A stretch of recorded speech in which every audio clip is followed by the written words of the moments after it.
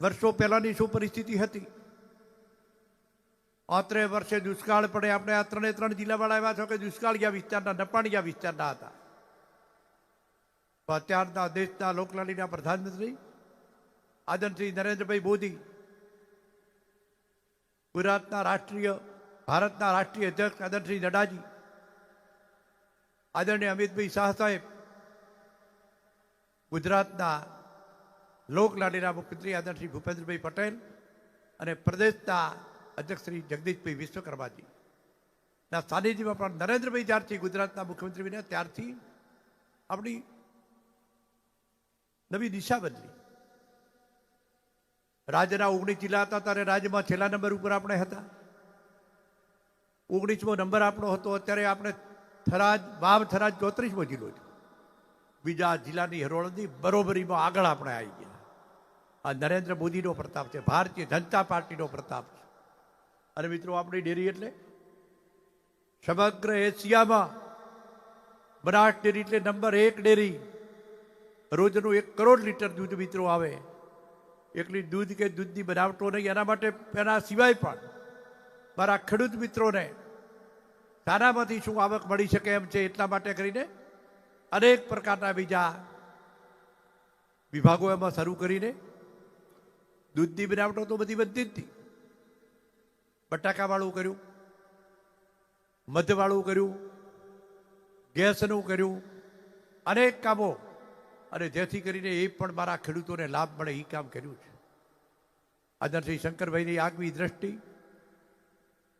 આમ તો મિત્રો, હું 85થી 90 કોંગ્રેસમાં ધારાસભ્ય હતો, 95થી 98 અપક્ષ ધારાસભ્ય હતો, અને 2007થી 18-19 સુધી ભારતીય જનતા પાર્ટીનો ધારાસભ્ય. ને પછી તમે મને સંસદમાં પણ મોદી સાહેબ કેન્દ્રીય નેતૃત્વના આદેશથી જ્યારે મને ટિકિટ મળી, તમે બધાએ દિલ્હી મોકલ્યો. પછી મિત્રો, જિલ્લો ક્યાં હતો ને ક્યાં પહોંચ્યો? એક માણસની દીર્ઘ દ્રષ્ટિ. આપણા વચ્ચે આપણા અધ્યક્ષશ્રી આવી ચૂક્યા છે. તમારા બધાના વતી આદરણીય શંકરભાઈ ચૌધરી સાહેબનું હું સન્માન કરું છું, આવકારું છું કે સાહેબ પધારો. બધા તમારી રાહ જોઈને બેઠા છે. જે કંઈ મારા આયા પહેલાં વાતો થતી હતી એ બધામાં માણસ શું કરી શકે. શંકરભાઈ પણ શરૂઆતમાં રાધનપુરના ધારાસભ્ય બન્યા, વાવના ધારાસભ્ય પણ બન્યા, અત્યારે થરાદના ધારાસભ્ય છે. ગુજરાત વિધાનસભામાં મંત્રી તરીકેની પણ કામગીરી કરી.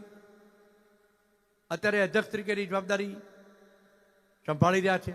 સંગઠનમાં પણ પ્રદેશના યુવા ભાજપના પ્રમુખ તરીકે, પાટણ જિલ્લા ભારતીય જનતા પાર્ટીના પ્રમુખ તરીકે અનેક કામો મિત્રો કર્યા, અને જેમણે સંગઠનની જવાબદારી પણ સુપેરે નિભાવી. ત્યારે મિત્રો 2015-17નું ફ્લડ આવ્યું. 17ના ફ્લડ વખતે શંકરભાઈ મંત્રી હતા. એ વખતે પણ પૂરમાં એ ફર્યા હતા, અને એ વખતે પણ વિજયભાઈ રૂપાણી સાહેબની સરકાર હતી. ત્યારે 1 અઠવાડિયું સરકાર પાલનપુર ખાતે રહી હતી, અને એમણે મિત્રો કામ કરાયું.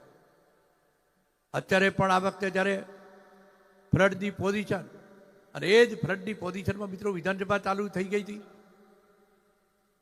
પણ જ્યારે વરસાદ ચાલુ થયો એ જ દિવસે સવારમાં અધિકારી કલેક્ટરના અધ્યક્ષતાને એ બધાને બોલાયા હતા. શંકરભાઈ સાહેબ રાત્રે એ જ દિવસે 8 તારીખે આવ્યા.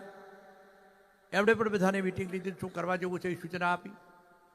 રાજ્યના મુખ્યમંત્રી પણ ગુરુવારે અહીં આવ્યા ને બધું પરિસ્થિતિનું ધ્યાન દોર્યું. સાથે સાથે રાજ્યના કૃષિમંત્રી પણ આવી ગયા. ફ્લડ કેવું મિત્રો, આપણે જમીનમાં છે સોઈગામથી લાખણી સુધી જાણે દરિયો ભરેલો પડ્યો એ રીતનું પાણી ભરેલું. અને એટલા માટે મિત્રો આજ સુધી ક્યારેય ન બન્યું હોય એવું સરકારે અલગ અલગ પ્રકારનું પેકેજ. મિત્રો, ગયા વખતે જમીન ધોવાણના પૈસા મળ્યા હતા. આ વખતે જ્યાં પાણી, પાટણ અને વાવથરા જિલ્લા માટે મિત્રો પેકેજ કે જ્યાં પાણી ભરાણું છે ત્યાં પણ જમીન સમતલ કરવા માટે 1 હેક્ટરના 20,000 રૂપિયા 2 હેક્ટરની મર્યાદામાં કાપ્યા. પાક નિષ્ફળતાની વાત, જે કૃષિ પેદાશો ચોમાસું માટે પિયત વિસ્તાર માટે, બાગાયત માટે અલગ અલગ મિત્રો પેકેજ જાહેર જ્યારે કર્યું હોય ત્યારે સરકારે ખૂબ સારી રીતે પેકેજ આપ્યું છે, આપણને અલાયદું આપ્યું છે. ત્યારે આદરણીય શ્રી શંકરભાઈ ચૌધરી સાહેબ, બંને મંત્રીશ્રીઓ, જિલ્લાના ધારાસભ્યશ્રીઓ અને તમામ આગેવાનોએ જે કંઈ આ કર્યું છે એને આપણે સરકારનો આભાર માનવો પડે કે સરકારે ખૂબ સારી રીતે કામ કર્યું છે. પણ શંકરભાઈએ જે બનાસ ડેરીના ચેરમેન થયા કેડે એકલી બનાસ ડેરી અત્યારે ગુજરાત જેમ લવેનજીભાઈ કહેતા હતા એમ 182 ધારાસભ્યના અધ્યક્ષ એટલે સમગ્ર ગ્રહનું સંચાલન જેમને કરવાનું છે એ જ મિત્રો સંચાલન કરીને તમામ અધિકારી કર્મચારીઓ પાસેથી જ્યારે મિત્રો કામ લેવાનું થાય ત્યારે અધ્યક્ષશ્રી કોઈ પણ વિભાગને સૂચન કરી શકે અને અધિકારીઓ પણ, કર્મચારીઓ પણ, મંત્રીશ્રીઓ પણ એનો ખ્યાલ રાખીને એ પ્રમાણેનું કામ મિત્રો થતું હોય. જેમ બનાસ ડેરીએ સમગ્ર દેશમાં, સમગ્ર વિશ્વમાં મિત્રો જ્યારે કોઈ પણ દિલ્હી વિશ્વનું પ્રતિનિધિ મંડળ આવે ત્યારે ત્યાંથી એક જ આદેશ મળે કે તમે બનાસ ડેરીમાં જાઓ, બનાસ ડેરીનું મોડલ બધે અપનાવો. આ કામ મિત્રો જ્યારે કર્યું છે ને સાથે સાથે કાયમી પાણીના નિકાલ માટે પણ અહીં જ્યારે મુખ્યમંત્રી સાહેબ આવ્યા ત્યારે આપણે બધાએ રજૂઆત કરી હતી.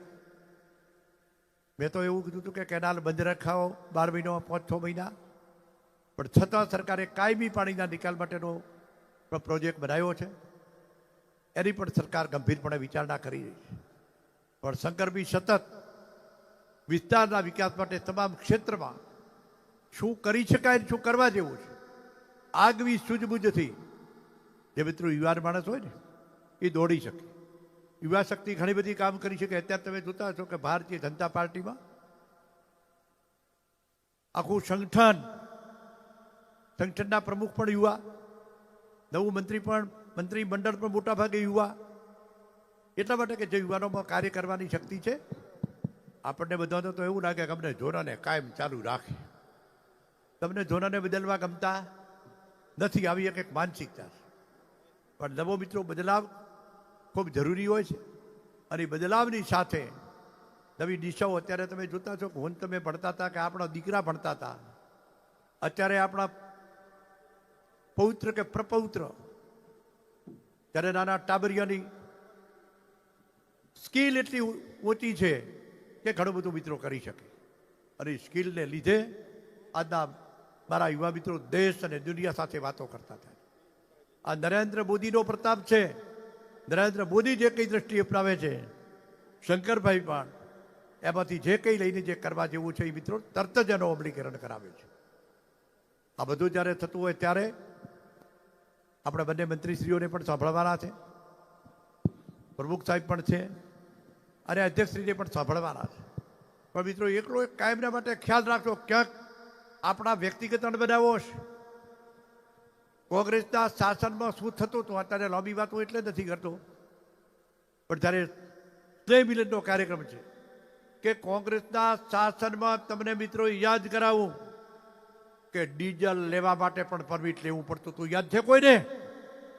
ડાયમંડ પેટ્રોલ પંપ ઉપર તોફાનો થયા. સિમેન્ટ લેવા માટે પણ પરમિટ લેવું પડતું હતું. સિમેન્ટ લેવી હોય તમારે, કુંડી બનાવવી હોય તો પણ મિત્રો પરમિટ લેવું પડતું હતું. આ મોદી શાસન આવ્યા પછી તમામ ક્ષેત્રની અંદર જે મિત્રો વિકાસ થયો છે, પરમિટ પ્રથા કેટલી બધી નીકળી છે અને જેને લીધે તમે હેમ ખેમ કોઈના ડર વગર મિત્રો કામ કરો છો. અને નર્મદા મૈયા નરેન્દ્ર મોદીના પ્રતાપે મિત્રો હું કહું કે આવી છે કે કોઈ આજ સુધી કોઈ પણ રાજ્યનો મુખ્યમંત્રી ખેડૂતોના હિત માટે ઉપવાસ ઉપર બેઠો હોય એવા પહેલા પ્રસંગ. અને એ નરેન્દ્ર મોદી ઉપવાસ ઉપર બેઠા, બંદરની ઊંચાઈ વધી, આપણે જે નપાણિયા હતા, દુષ્કાળિયા હતા, એમાંથી પાણીદાર બન્યા અને અત્યારે હવે પાણી કાઢવાવાળી વાતો કરો છો. સમયનું કામ કરતો હોય છે. પણ જે કંઈ નરેન્દ્ર મોદીએ કર્યું છે એ મિત્રોના ભૂતોના ભવિષ્ય ભારતીય જનતા પાર્ટીની સોચ અને સમજશક્તિ છે. આવતીકાલનું ભવિષ્ય નજરમાં રાખીને કરે છે. અને આપણા યુવા નેતા આદરણશ્રી શંકરભાઈને હું યુવા નેતા એટલે કીધું કે હજુ 54 વર્ષ જ થયો છે. ત્યારે જે યુવા નેતા પણ આપણને બધાને ખ્યાલમાં રાખીને આખા જિલ્લા માટે આમ તો વિધાનસભાના 182 ધારાસભ્યોના હેડમાસ્ટર છે,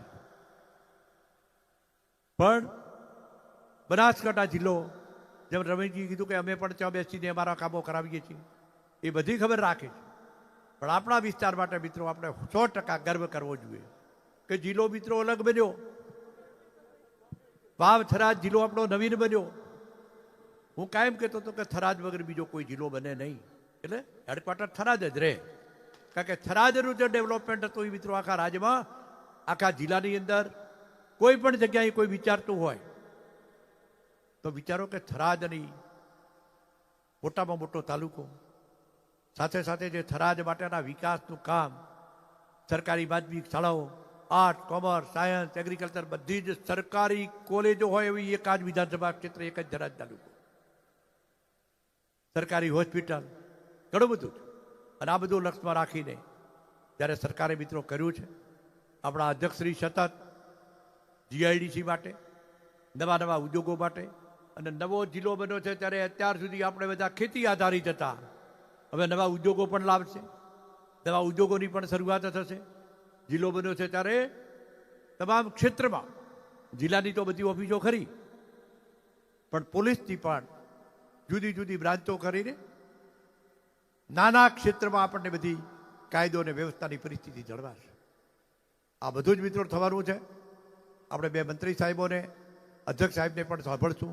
પણ જ્યારે તમે બધા મિત્રો આવ્યા છો ત્યારે મારો તમારો વ્યક્તિગત અણબનાવ નજરમાં રાખ્યા વગર ગમે ત્યારે ચૂંટણીઓ આવે, તાલુકા પંચાયત, જિલ્લા પંચાયત, ધારાસભા કે લોકસભા, કોંગ્રેસનું શાસન હોત તો હજુ પણ કરગરવાનો વારો. અને એટલા માટે નરેન્દ્ર મોદી, ભારતીય જનતા પાર્ટીની સરકારને યાદ રાખીને આપણો વિકાસ ક્યાં છે, આપણું ભલું ક્યાં છે, એમાં મિત્રો બધા સાથ અને સહકાર આપવા, વ્યક્તિગત ગમો અણગમો છોડી દઈએ. આજે જ્યારે સ્નેહ મિલન કાર્યક્રમમાં મળ્યા છો ત્યારે તમને બધાને ફરીથી નવરાત્રિની ખૂબ ખૂબ શુભેચ્છાઓ પાઠવું છું. મા દણેશ્વરી, ધણીધર સાંભળીઓ, મા અંબા આપણા બધા વિસ્તાર ઉપર એવા આશીર્વાદ આપે કે આપણે આ ફ્લડમાં પણ આટલું પાણી આવ્યું હતું છતાં પણ મક્કમતાથી તમે બધા એક થઈને, નેક થઈને ગામને ક્યાંક ને ક્યાંક મદદરૂપ બન્યા છો.